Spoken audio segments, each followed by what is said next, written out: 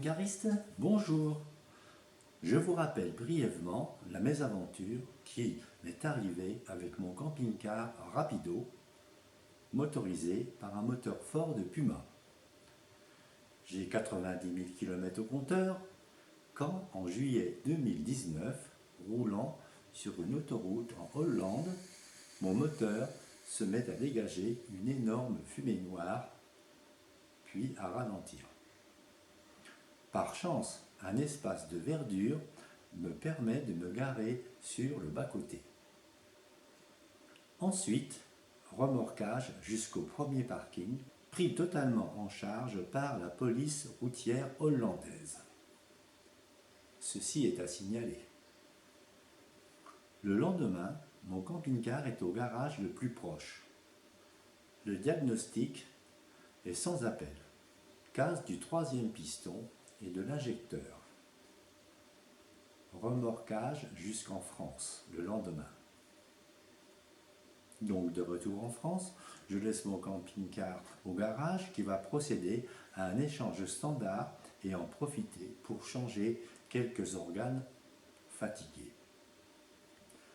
Depuis mon échange standard, j'ai parcouru 70 000 km sans aucun problème. Je note ma consommation entre 9 et 10 litres au 100, avec une moyenne très souvent de 9 litres 4. Je trouve que c'est raisonnable pour un camping-car de 7,40 m, qui, comme la plupart des camping-cars, est souvent en surcharge. En ce qui concerne le carburant, je fais mon plein le plus souvent avec de l'excellium, mais pas toujours. Maintenant, quelle conclusion en tirer? Premièrement, il faut savoir que le moteur Ford Puma est de loin le pire des moteurs pour un camping-car, à cause de la casse moteur qui menace après 40 000 km.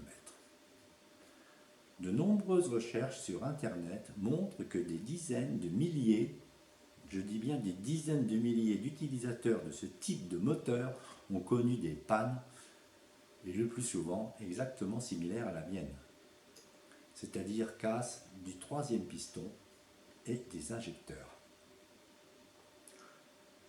Des associations se sont créées dans différents pays d'Europe pour demander la prise en charge des frais occasionnés par ces pannes.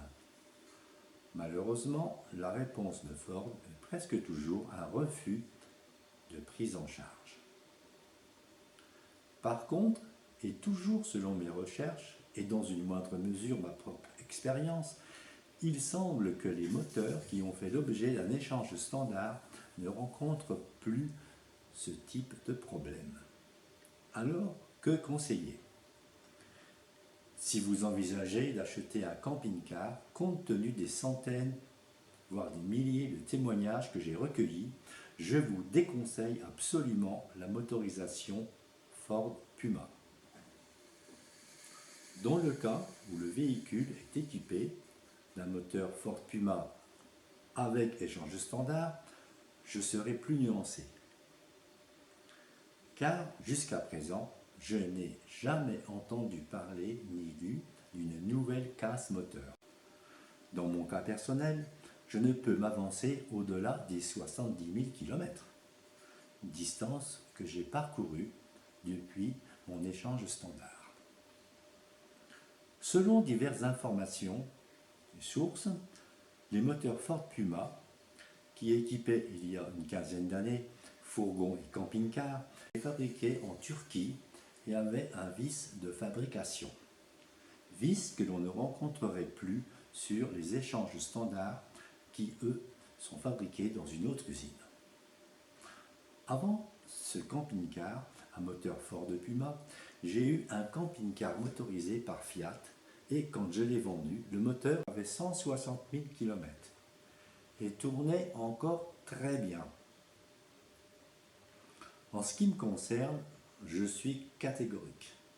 N'achetez pas un camping-car d'occasion équipé d'un moteur Puma, sauf éventuellement dans le cas où celui-ci a fait l'objet d'un échange standard.